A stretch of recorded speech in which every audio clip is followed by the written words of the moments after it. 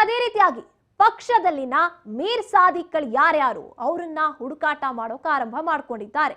ಅಡ್ಡದಾರಿ ಹಿಡಿದವರು ಯಾರ್ಯಾರು ಅಂತ ಹುಡುಕಾಟ ನಡೀತಾ ಇರುವಂತದ್ದು ಬಿಜೆಪಿಯಲ್ಲಿ ಸತ್ಯ ಶೋಧನಾ ಸಮಿತಿಯನ್ನೇ ರಚನೆ ಮಾಡಲಾಗಿದೆ. ಪಕ್ಷದಲ್ಲಿ ಮೀರ್ ಸಾದಿಕ್ಗಳು ಯಾರ್ಯಾರು, ಅಡ್ಡದಾರಿ ಹಿಡ್ಕೊಂಡಿರುವಂತವ್ರು ಯಾರ್ಯಾರು ಅಂತ ಹುಡುಕಾಟ ನಡೆಸ್ತಾ ಇರುವಂತದ್ದು. ಬಿಜೆಪಿಯಿಂದ ಸತ್ಯ ಶೋಧನಾ ಸಮಿತಿಯನ್ನ ರಚನೆ ಮಾಡಲಾಗ್ತಾ ಇದೆ. ಸಿ.ಟಿ. ರವಿ ಅವರ ನೇತೃತ್ವದಲ್ಲಿ ಪಕ್ಷದ್ರೋಹಿಗಳು ಯಾರ್ಯಾರು ಅಂತ ಹುಡುಕಾಟ ಮಾಡೋಕೆ ಆರಂಭ ಮಾಡಿದೆ. ಕ್ರಾಸ್ ವೋಟಿಂಗ್ ಹಿಂದೆ ಯಾರೆಲ್ಲ ಇದ್ದಾರೆ, ಯಾರ ಕೈವಾಡ ಇದೆ, ಪಕ್ಷದಿಂದ ಅಂತರ ಕಾಯ್ದುಕೊಂಡಿದ್ದಂಥವ್ರು ಯಾರು, ಹಾಗಿದ್ರೆ ರಾಜ್ಯ ಬಿಜೆಪಿ ನಾಯಕರ ಸೈಲೆಂಟ್ ಆಪರೇಷನ್ ಆರಂಭ ಆಗಿದೆ. ಶಿಸ್ತಿನ ಪಕ್ಷಕ್ಕೆ ದೊಡ್ಡ ಡ್ಯಾಮೇಜ್ ಮಾಡಿದ್ದು ಡಿಕೆ. ಸಣ್ಣ ಸುಳಿವು ಕೂಡ ಕೊಡ್ಲಿಲ್ಲ, ಶಾಸಕರ ಆಪರೇಷನ್ ಮಾಡಿದ್ದಾರೆ. ಇದು ಡಿಕೆ ಸ್ಟ್ರಾಟಜಿ. ಜೆಡಿಎಸ್ ಶಾಸಕರು ಅಡ್ಡ ಮತದಾನದ ಸುಳಿವು ಇರುತ್ತೆ, ಆದ್ರೂ ಕೂಡ ಸೈಲೆಂಟ್ ಆಗಿ ಬಿಜೆಪಿಗರ ಟಾರ್ಗೆಟ್ ಮಾಡಿದ್ದು ಸಿಎಂ ಡಿಕೆ ತಂತ್ರಗಾರಿಕೆಯಿಂದ ಬಿವೈಬಿ ಅಶೋಕ್ಗೆ ಈಗ ಮುಖಭಂಗ ಆಗಿದೆ. ನಾವು ನೋಡ್ತಾ ಇದ್ದೀವಿ, ಸಿ.ಟಿ. ರವಿ ಅವರ ಒಂದು ನೇತೃತ್ವದ ತಂಡವನ್ನೇ ರಚನೆ ಮಾಡಲಾಗಿದೆ. ರಾಜ್ಯ ಉಪಾಧ್ಯಕ್ಷರಾಗಿರುವಂತ ಮಹೇಶ್ ಅವರು ಕೂಡ ಈ ಒಂದು ತಂಡದಲ್ಲಿ, ಅಂದ್ರೆ ಯಾರ್ಯಾರು ಮೀರ್ ಸಾದಿಕ್ ಅಂದ್ರೆ ಟಿಪ್ಪು ಸುಲ್ತಾನನ ಆಸ್ಥಾನದಲ್ಲಿ ಇದ್ಕೊಂಡು ಅವನನ್ನ ಸಾಯಿಸೋದಕ್ಕೇನೆ ಸಪೋರ್ಟ್ ಮಾಡಿದ್ದಂತ, ಅಂದ್ರೆ ಜೊತೆಲೇ ಇದ್ಕೊಂಡು ಬೆನ್ನೆ ಚೂರಿ ಹಾಕೋರು ಅನ್ನೋರ್ನ ಮೀರ್ ಸಾದಿಕ್ ಅಂತಾರೆ. ಅಂತ ಮೀರ್ ಸಾದಿಕ್ಗಳು ಯಾರ್ಯಾರಿದ್ದಾರೆ ತಮ್ಮ ಪಕ್ಷದಲ್ಲಿ, ಭಾರತೀಯ ಜನತಾ ಪಾರ್ಟಿಯಲ್ಲಿ ಅಂತ ಹುಡುಕಾಟ ನಡೆಸೋಕೆ ಬಿವೈಬಿ ಈಗಾಗಲೇ ತಂಡವನ್ನ ರಚನೆ ಮಾಡಿಕೊಟ್ಟಿದ್ದಾರೆ. ಅವರ ವಿರುದ್ಧ ಶಿಸ್ತಿನ ಕ್ರಮವನ್ನ ಕೂಡ ಕೈಗೊಳ್ಳೋಣ ಅಂತ ಪ್ಲಾನ್ ಮಾಡ್ಕೊಂಡಿರುವಂತದ್ದು.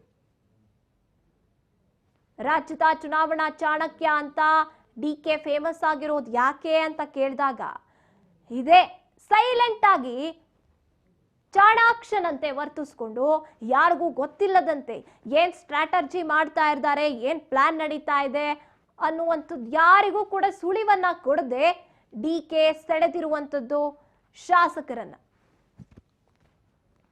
ಇದೇ ವಿಚಾರವಾಗಿ ನಮ್ಮ ಪ್ರತಿನಿಧಿ ಬಸವರಾಜ್ ಹೂಗಾರ್ ವಿಧಾನಸೌಧದಿಂದ ನಮ್ಮೊಂದಿಗೆ ನೇರ ಸಂಪರ್ಕದಲ್ಲಿ ಭಾಗಿಯಾಗಿರ್ತಾರೆ.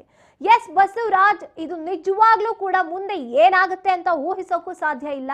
ಈಗ ಮೀರ್ ಸಾದಿಕ್ಗಳು ಯಾರ್ಯಾರು ಅಂತ ಹುಡುಕಾಟ ಮಾಡೋಕ್ ಬಿಜೆಪಿ ಆರಂಭ ಮಾಡಿದೆ.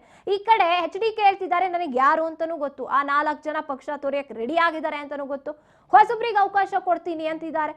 ಏನೇನ್ ಆಗ್ಬೋದು 2028ರ ಚುನಾವಣೆ ಬರೋವಷ್ಟರಲ್ಲಿ ಅಂತ? ಗಾಯತ್ರಿ, ವಿಧಾನ ಪರಿಷತ್ತಿನ ಚುನಾವಣೆಯಲ್ಲಿ ಅಡ್ಡ ಮತದಾನ ಆಗಿರತಕ್ಕಂತ ವಿಚಾರಕ್ಕೆ ಸಂಬಂಧಪಟ್ಟಂತೆ ಬಿಜೆಪಿ ಮತ್ತು ಜೆಡಿಎಸ್ ಎರಡೂ ಪಕ್ಷದಲ್ಲಿ ಕೂಡ ಒಂದಿಷ್ಟು ಚಿಂತನ ಮಂಥನ ಕೂಡ ನಡೀತಾ ಇದೆ. ಅಡ್ಡ ಮತದಾನ ಆಗಲಿಕ್ಕೆ ಏನ್ ಕಾರಣ ಅನ್ನುವಂಥದ್ದು ಒಂದು ಕಡೆ ಆದ್ರೆ, ನಾಯಕತ್ವ ವಹಿಸಿಕೊಂಡಿರ್ತಕ್ಕವರು ವಿಶ್ವಾಸಕ್ಕೆ ತೆಗೆದುಕೊಳ್ಳುವಂತ ನಿಟ್ಟಿನಲ್ಲಿ ವಿಫಲರಾದ್ರ ಅನ್ನುವಂಥದ್ದು ಒಂದ್ ಕಡೆ ಚರ್ಚೆ ಆಗ್ತಾ ಇದೆ. ನಾವು ಬಿಜೆಪಿಯ ಪಕ್ಷದ ನಾವು ನೋಡ್ತಾ ಹೋದ್ರೆ ಈಗಾಗಲೇ ಬಿಜೆಪಿಯ ರಾಜ್ಯಾಧ್ಯಕ್ಷರಾಗಿರ್ತಕ್ಕಂಥ ವಿಜೇಂದ್ರ ಅವರು ಕೂಡ ಮಾತನಾಡಿದ್ದಾರೆ. ಈಗಾಗಲೇ ನಮ್ಮ ಪಕ್ಷದಲ್ಲಿ ಕೂಡ 7 ಶಾಸಕರು ಸಹಿತ ಬಿಜೆಪಿಯ ರಾಜ್ಯಾಧ್ಯಕ್ಷರಾಗಿರ್ತಕ್ಕಂಥ ವಿಜೇಂದ್ರ ಅವರು ಕೂಡ ಮಾತನಾಡಿದ್ದಾರೆ. ಈಗಾಗಲೇ ನಮ್ಮ ಪಕ್ಷದಲ್ಲಿ ಕೂಡ 7 ಶಾಸಕರು ಸಹಿತ ಅಡ್ಡ ಮತದಾನ ಮಾಡಿದ್ದಾರೆ ಅನ್ನುವಂಥದ್ದು. ಆ ಅಡ್ಡ ಮತದಾನ ಮಾಡಿದವರು ಯಾರು ಅನ್ನುವಂಥದ್ದು ಕೆಲವು ಹೆಸರುಗಳನ್ನ ವಿರೋಧ ಪಕ್ಷದವರು ಹರಿಬಿಡುವಂತ ಪ್ರಯತ್ನನೂ ಮಾಡ್ತಾ ಇದ್ದಾರೆ. ಆದ್ರೆ ಸತ್ಯಾಸತ್ಯತೆ ಏನು ಅನ್ನುವಂಥದ್ದನ್ನ ತಿಳಿದುಕೊಳ್ಳುವಂತ ಪ್ರಯತ್ನವನ್ನ ನಾವು ಮಾಡ್ತೇವೆ.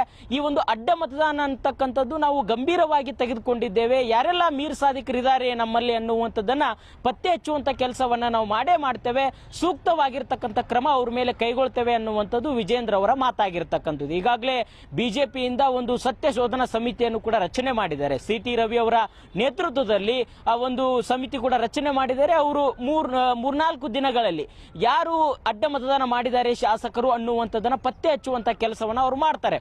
ಅದು ಒಂದು ಕಡೆ ಆದ್ರೆ ಗಾಯತ್ರಿ, ಒಂದ್ ಕಡೆ ಈಗ ವಿಧಾನ ಪರಿಷತ್ನ ಚುನಾವಣೆ ನಡೆಯುವಂತ ಸಂದರ್ಭದಲ್ಲಿ ಅದರ ಪೂರ್ವದಲ್ಲಿ ಒಂದಿಷ್ಟು ವರ್ಕೌಟ್ ಮಾಡಬೇಕಾಗುತ್ತೆ, ಶಾಸಕರಿಗೆ ಒಂದಿಷ್ಟು ಮನವೊಲಿಸುವಂತ ಪ್ರಯತ್ನ ಮಾಡಬೇಕಾಗುತ್ತೆ.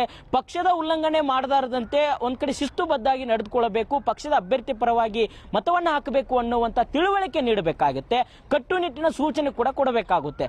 ಅದರ ನೇತೃತ್ವವನ್ನ ಬಿಜೆಪಿಯ ರಾಜ್ಯಾಧ್ಯಕ್ಷರಾಗಿರ್ತಕ್ಕಂಥ ವಿಜೇಂದ್ರ ಅವರು ಮಾಡಬೇಕಾಗುತ್ತೆ. ಅದರ ಜೊತೆಗೆ ವಿರೋಧ ಪಕ್ಷದ ನಾಯಕರಾಗಿರ್ತಕ್ಕಂಥ ಆರ್ ಅಶೋಕ್ ಅವರು ಮಾಡಬೇಕಾಗುತ್ತೆ. ಇಬ್ಬರು ನಾಯಕರು ಸಹಿತ ತಮ್ಮ ಪಕ್ಷದ ಶಾಸಕರನ್ನ ಹಿಡಿದಿಟ್ಟುಕೊಳ್ಳುವಂತ ಪ್ರಯತ್ನ ಮತ್ತೆ ಅವರ ಪಕ್ಷದ ಅಭ್ಯರ್ಥಿ ಪರವಾಗಿ ಪರವಾಗಿ ಮತವನ್ನ ಹಾಕಬೇಕು, ಮತ್ತೊಂದು ಪಕ್ಷದ ಅಭ್ಯರ್ಥಿ ಪರವಾಗಿ ಮತ ಹಾಕದಂತೆ ತಡೆ ಹಿಡಿಯುವಂತ ಪ್ರಯತ್ನವನ್ನ ಮಾಡಬೇಕಾಗಿತ್ತು. ಆದ್ರೆ ಇವರು ನಾಯಕರು ಸಹಿತ ಎಲ್ಲೋ ಒಂದ್ ಕಡೆ ಎಡುವುದಂತೆ ಕಾಣ್ತಾ ಇದೆ. ಹಾಗಾಗಿ ಈಗ ನಿನ್ನೆ ನಡೆದಿರ್ತಕ್ಕಂಥ ಮತದಾನ ಗುಪ್ತ ಮತದಾನ. ಈ ಗುಪ್ತ ಮತದಾನ ಮಾಡಿದವರು ಯಾರು ಅನ್ನುವಂಥದ್ದು ಮೇಲ್ನೋಟಕ್ಕೆ ಗೊತ್ತಾದ್ರೂ ಸಹಿತ ಅದನ್ನ ಕ್ರಮ ಯಾವ ರೀತಿಯಾಗಿ ತೆಗೆದುಕೊಳ್ತಾರೆ ಅನ್ನುವಂಥದ್ದು ಕುತೂಹಲ ಇದೆ. ನಮಗೆ ಒಂದಿಷ್ಟು ತಿಳಿದಿರ್ತಕ್ಕಂಥ ಮಾಹಿತಿಯ ಪ್ರಕಾರ ಈ ಗುಪ್ತ ಮತದಾನ ಮಾಡತಕ್ಕಂಥವ್ರು ಯಾರು ಅಂತ ಗೊತ್ತಾದ್ರೂ ಸಹಿತ ಅದನ್ನ ಸಾಕ್ಷ್ಯ ಆಧಾರಗಳಿಂದ ಹಿಡಿದುಕೊಂಡು ಒಂದು ವಿಪ್ ಉಲ್ಲಂಘನೆ ಮಾಡಿದಂತೆ ಆಗೋದಿಲ್ಲ, ಅದರ ಅಡಿಯಲ್ಲಿ ಇವ್ರ ಮೇಲೆ ಕ್ರಮ ಕೈಗೊಳ್ಳಕ್ಕೆ ಬರೋದಿಲ್ಲ ಅನ್ನುವಂಥದ್ದು ಕೂಡ ಒಂದ್ ಕಡೆ ಚರ್ಚೆ ಆಗ್ತಾ ಇದೆ. ಹಾಗಾಗಿ ಇದು ಕೂಡ ಬಿಜೆಪಿ ನಾಯಕರಿಗೆ ದೊಡ್ಡ ಮಟ್ಟಿಗೆ ಸವಾಲಾಗಿದೆ. ಹಾಗಾಗಿ ಇದನ್ನ ಯಾವ ರೀತಿ ಪತ್ತೆ ಹಚ್ಚಬೇಕು. ಒಂದ್ ವೇಳೆ ಈಗ ಹೈಕಮಾಂಡ್ ನಾಯಕರು ಕೂಡ ರಾಜ್ಯ ಬಿಜೆಪಿಯ ನಾಯಕರ ವಿರುದ್ಧವಾಗಿ ಗರಂ ಆಗಿದ್ದಾರೆ. ಈ ರೀತಿಯಾಗಿ ಅಡ್ಡ ಮತದಾನ ಆಗ್ತಕ್ಕಂಥದ್ದು ಯಾಕಂತಂದ್ರೆ ಇಡೀ ದೇಶದಲ್ಲಿ ಹಲವು ರಾಜ್ಯಗಳಲ್ಲಿ ಬಿಜೆಪಿ ತನ್ನ ಆಧಿಪತ್ಯವನ್ನ ಸಾಧಿಸಿದೆ. ಹಲವು ಪಕ್ಷಗಳಿಂದಲೂ ಕೂಡ ಅವರೇ ಸೆಳೆಯುವಂತ ಪ್ರಯತ್ನ ಮಾಡಿದ್ದಾರೆ. ಆದ್ರೆ ಕರ್ನಾಟಕ ರಾಜ್ಯದಲ್ಲಿ ಮಾತ್ರ ಬಿಜೆಪಿ ಪಕ್ಷದಿಂದಲೇ ಸೆಳೆಯುವಂತ ಪ್ರಯತ್ನವನ್ನ ಕಾಂಗ್ರೆಸ್ ಪಕ್ಷ ಮಾಡಿದೆ. ಅಂದ್ರೆ ನಿಜಕ್ಕೂ ಕೂಡ ಬಿಜೆಪಿ ಹೈಕಮಾಂಡ್ ನಾಯಕರಿಗೂ ಕೂಡ ಇದು ಮುಖಭಂಗ ಆಗಿರ್ತಕ್ಕಂಥದ್ದು. ಹಾಗಾಗಿ ಇದನ್ನ ದೊಡ್ಡ ಮಟ್ಟಿಗೆ ಗಂಭೀರವಾಗಿ ಪರಿಗಣಿಸಿದ್ದಾರೆ. ವಿಜೇಂದ್ರ ಅವರ ಮತ್ತೆ ಆರ್ ಅಶೋಕ್ ಅವರು ಸಹಿತ ಅವರಿಂದಲೂ ಕೂಡ ಮಾಹಿತಿ ಪಡೆದುಕೊಂಡಿದ್ದಾರೆ, ಸೂಕ್ತ ಕ್ರಮ ಆಗಬೇಕು ಅನ್ನುವಂತ ನಿಟ್ಟಿನಲ್ಲಿ. ಹಾಗಾಗಿ ಈಗ ವಿಜೇಂದ್ರ ಅವರು ಆರ್ ಅಶೋಕ್ ಅವರು ಸಹಿತ ಭೇಟಿಯಾಗಿ ಮಾತುಕತೆ ನಡೆಸಿದ್ದಾರೆ. ಈ ಅಡ್ಡ ಮತದಾನ ಮಾಡತಕ್ಕಂಥವ್ರ ವಿವರವನ್ನು ಕೂಡ ಪಡೆದುಕೊಳ್ಳಲಿಕ್ಕೆ ಮುಂದಾಗಿರ್ತಕ್ಕಂಥದ್ದು. ಈಗ ಇತ್ತ ಜೆಡಿಎಸ್ ಪಕ್ಷದಲ್ಲೂ ಕೂಡ ಅದೇ ರೀತಿಯಾಗಿರ್ತಕ್ಕಂಥ ಅಡ್ಡ ಮತದಾನ ಆಗಿದೆ. ಇರುವಂತಹ 18 ಶಾಸಕರಲ್ಲಿ 4 ಶಾಸಕರು ಅಡ್ಡ ಮತದಾನ ಮಾಡಿದ್ದಾರೆ. ಕುಮಾರಸ್ವಾಮಿ ಅವರು ಚುನಾವಣೆಯ ಹಿಂದಿನ ದಿನ ಒಂದು ರೆಸಾರ್ಟ್ ನಲ್ಲಿ ಕೂಡ ಶಾಸಕರ ಜೊತೆ ಸಭೆ ನಡೆಸಿದ್ದಾರೆ. ಆದ್ರೆ ಕೆಲವು ಶಾಸಕರು ಆ ಸಭೆಗೆ ಗೈರಾಗಿದ್ರು. ಆ ಒಂದು ಗೈರಾದಂತ ಶಾಸಕರಲ್ಲಿ 4 ಜನರು ಕೂಡ ಈಗ ಅಡ್ಡ ಮತದಾನ ಮಾಡಿದ್ದಾರೆ ಅನ್ನುವಂಥದ್ದು ಇವತ್ತು ಬಹಿರಂಗವಾಗಿ ಅವರ ವಿರುದ್ಧ ಅಸಮಾಧಾನ ಹೊರ ಹಾಕಿದ್ದಾರೆ. ಆದ್ರೆ ಮೇಲ್ನೋಟಿಗೆ ಒಂದು ಇಬ್ರು ಹೆಸರುಗಳನ್ನ ಮಾತ್ರ ಉಲ್ಲೇಖ ಮಾಡಿದ್ದಾರೆ. ಆದ್ರೆ 4 ಜನದ ಹೆಸರುಗಳನ್ನ ಉಲ್ಲೇಖ ಮಾಡಿಲ್ಲ. ಆದ್ರೆ ಅವರ ವಿರುದ್ಧವಾಗಿ ಕ್ರಮವನ್ನ ಕೈಗೊಳ್ತೇವೆ ಅನ್ನುವಂಥದ್ದು ಮುಂದೆ 2028ರ ಚುನಾವಣೆಗೆ ನಾನು ಈಗಲೇ ಸಿದ್ಧತೆ ಮಾಡ್ಕೊಳ್ತೇನೆ, ನಂಬಿಕೆ ಅನ್ನುವಂಥದ್ದು, ನಂಬಿಕೆ ದ್ರೋಹ ಮಾಡ್ತಕ್ಕಂಥದ್ದು ಹೇಗೆ ಅನ್ನುವಂಥದ್ದನ್ನ ಕಲಿಸಿಕೊಟ್ಟಿದ್ದಾರೆ. ಹಾಗಾಗಿ ನಾನು ಅದನ್ನ ನೋಡಿ ಕ್ರಮ ಕೈಗೊಳ್ತೇನೆ, ಯಾರ ಒತ್ತಡಕ್ಕೂ ನಾನು ಮಣಿಯದೆ ಕ್ರಮ ಕೈಗೊಳ್ಳುವಂತದ್ದು ನನ್ನ ಅವಶ್ಯಕವಾಗಿದೆ ಅನ್ನುವಂಥದ್ದು. ಅಂದ್ರೆ ಪರೋಕ್ಷವಾಗಿ GT ದೇವೇಗೌಡರ ವಿರುದ್ಧವಾಗಿ ಅವರು ಕಿಡಿಕಾರಿರ್ತಕ್ಕಂಥದ್ದು. ಆದ್ರೆ ಇನ್ನು ಉಳಿದಿರ್ತಕ್ಕಂಥ ಶಾಸಕರ ಅಸಮಾಧಾನ ಏನಿದೆ ಅನ್ನುವಂಥದ್ದು ಈಗಾಗಲೇ ಅವರು ಪಕ್ಷ ಬಿಡ್ಲಿಕ್ಕೂ ಕೂಡ ಸಿದ್ಧತೆ ಮಾಡಿಕೊಂಡೇ ಅಡ್ಡ ಮತದಾನ ಮಾಡಿದಾರಂತೆ. ಅದು ಕುಮಾರಸ್ವಾಮಿಗೂ ಕೂಡ ಗೊತ್ತಿದೆ. ಅಷ್ಟೆಲ್ಲಾ ಗೊತ್ತಿದ್ರು ಸಹಿತ ಅವರ ಒಂದು ಪಕ್ಷ ನಿಷ್ಠೆಯನ್ನ ಒಂದು ಪರೀಕ್ಷೆ ಮಾಡ್ಲಿಕ್ಕೆ ಕುಮಾರಸ್ವಾಮಿ ಅವರು ತಮ್ಮ ಅಭ್ಯರ್ಥಿಯನ್ನ ಕಣಕ್ಕಿಳಿಸಿದ್ರು ಅನ್ನುವಂಥದ್ದು ಅವರ ಮಾತಾಗಿರ್ತಕ್ಕಂಥದ್ದು. ಆದ್ರೆ ಇಲ್ಲಿ JDS ಏನೇ ಕುಮಾರಸ್ವಾಮಿ ಅವರ ತಂತ್ರಗಾರಿಕೆ ಏನೇ ಆಗಿರಬಹುದು, ಅವರ ಪಕ್ಷದ ಒಳಗಿನ ಅಸಮಾಧಾನ, ಶಾಸಕರ ಅಸಮಾಧಾನ ಅದು ಪಕ್ಷದ ಒಳಗಡೆ ಇತ್ತು, ಮನೆ ಒಳಗಡೆ ಇತ್ತು. ಆದ್ರೆ ಇವತ್ತು ಬೀದಿಗೆ ಬಂದಿರತಕ್ಕಂಥದ್ದು JDS ಪಕ್ಷದಲ್ಲಿ ಇರ್ತಕ್ಕಂಥ 18 ಶಾಸಕರ ಅಸಮಾಧಾನ ಇಡೀ ರಾಜ್ಯ ಅಲ್ಲ ರಾಷ್ಟ್ರ ಮಟ್ಟದಲ್ಲೂ ಕೂಡ ಗೊತ್ತಾದಂತ ರೀತಿಯಲ್ಲೂ ಕೂಡ ನಿನ್ನೆ ಆಗಿರ್ತಕ್ಕಂಥದ್ದು. ಹಾಗಾಗಿ ಇದನ್ನ ಕುಮಾರಸ್ವಾಮಿ ಅವರು ಯಾವ ರೀತಿ ನಿಭಾಯಿಸ್ತಾರೆ, ಅಸಮಾಧಾನಗೊಂಡಿರ್ತಕ್ಕಂಥ ಶಾಸಕರ ವಿಶ್ವಾಸಕ್ಕೆ ತೆಗೆದುಕೊಳ್ತಾರೋ ಅಥವಾ ಪಕ್ಷದಿಂದ ಹೊರಗಾಗ್ತಾರೋ ಅದನ್ನ ಕ್ರಮ ಕೈಗೊಳ್ಳಬೇಕಾದ್ರೂ ಯಾವ ರೀತಿ ತೆಗೆದುಕೊಳ್ತಾರೆ. ಎಸ್ ಬಸವರಾಜ್, ಹಾಗೆ ನೋಡ್ತಾ ಹೋದಾಗ ಕಾಂಗ್ರೆಸ್ ಪಕ್ಷದಲ್ಲಿ ಆಂತರಿಕವಾಗಿ ಏನೇ ಶೀತಲ ಸಮರಗಳಿದ್ರು ಇಂಥ ಸ್ಟ್ರಾಂಗ್ ಡಿಸಿಷನ್ಸ್ ತಗೋಬೇಕು ಅಥವಾ ಶಾಸಕರನ್ನ ಹಿಡಿದಿಟ್ಕೋಬೇಕು ಅನ್ನುವಂತ ಡಿಸಿಷನ್ಸ್ ಬಂದಾಗ ಕಾಂಗ್ರೆಸ್ ಪಕ್ಷದಲ್ಲಿ ನಾಯಕರುಗಳು ಅಲ್ಲಿ ಪ್ಲಾನ್ ಮಾಡಿಕೊಂಡು ಯೋಚನೆಗಳನ್ನ ಮಾಡ್ತಾರೆ, ಹಿಡಿದಿಟ್ಕೊಳ್ತಾರೆ. ಈಗ ಒಂದು ಗೆಲುವು ಅನ್ನುವಂಥದ್ದು ಅಷ್ಟು ಸುಲಭವಲ್ಲ, ನಮ್ಮವರನ್ನ ನಾವು ಬಿಟ್ಕೊಡ್ಬಾರ್ದು ಅನ್ನುವಂಥ ಸ್ಟ್ರಾಟಜಿನಲ್ಲಿ ಪ್ರತಿ ಸಲ ವರ್ಕೌಟ್ ಆಗ್ತಾ ಬರ್ತಿದೆ ಕಾಂಗ್ರೆಸ್ ಪಕ್ಷದಲ್ಲಿ. ಇನ್ನು ಹೈಕಮಾಂಡ್ ನಾಯಕರು ಕೂಡ ಇಲ್ಲಿ ತಲೆ ಕೆಡಿಸ್ಕೊಂಡಿದ್ದಾರೆ, ಬಿಜೆಪಿಯನ್ನ ನಂಬ್ಕೊಳ್ಳೋದು ಬೇಡವಾ ಅಂತ. ಇಲ್ಲಿ ಶಾಸಕರನ್ನ ಹಿಡಿದಿಟ್ಕೊಳ್ಳುವಲ್ಲಿ, ನಂಬಿಕೆ ಉಳಿಸ್ಕೊಳ್ಳೋದಲ್ಲಿ HDK ಅವರಾಗಿರ್ಬೋದು, ಈ ಕಡೆ ಬಿಜೆಪಿ ಆಗಿರ್ಬೋದು, ಇನ್ನು ಮೇಲೆ 2028ರ ಚುನಾವಣೆ ಮೇಲೆ ಯಾವುದೇ ನಂಬಿಕೆ ಇಟ್ಕೊಳ್ಳೋದು ಬೇಡ ಅಂತ ಹೈಕಮಾಂಡ್ ಏನಾದ್ರೂ ತೀರ್ಮಾನ ಮಾಡ್ಕೊಂಡ್ಬಿಟ್ಟಿದ್ಯಾ ಅಂತ?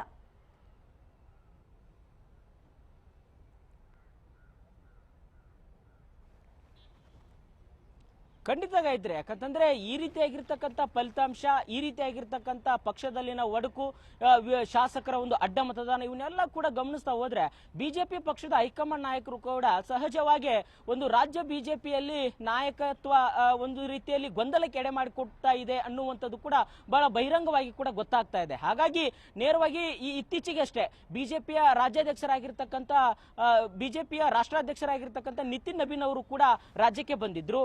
ಏನು ಬಿಜೆಪಿ ಪಕ್ಷದಲ್ಲಿ ಒಂದಿಷ್ಟು ಅಸಮಾಧಾನ ಏನಿದೆ, ಒಂದಿಷ್ಟು ನಾಯಕರ ಒಡಕೆ ಏನಿದೆ, ರೆಬಲ್ ಟೀಮ್ ಆಗಿರ್ಬೋದು, ಅದನ್ನೆಲ್ಲವನ್ನು ಕೂಡ ಗಮನಿಸಿ ಒಂದಿಷ್ಟು ಪಕ್ಷ ಸಂಘಟನೆಗೆ ಮುಂದಾಗಬೇಕು.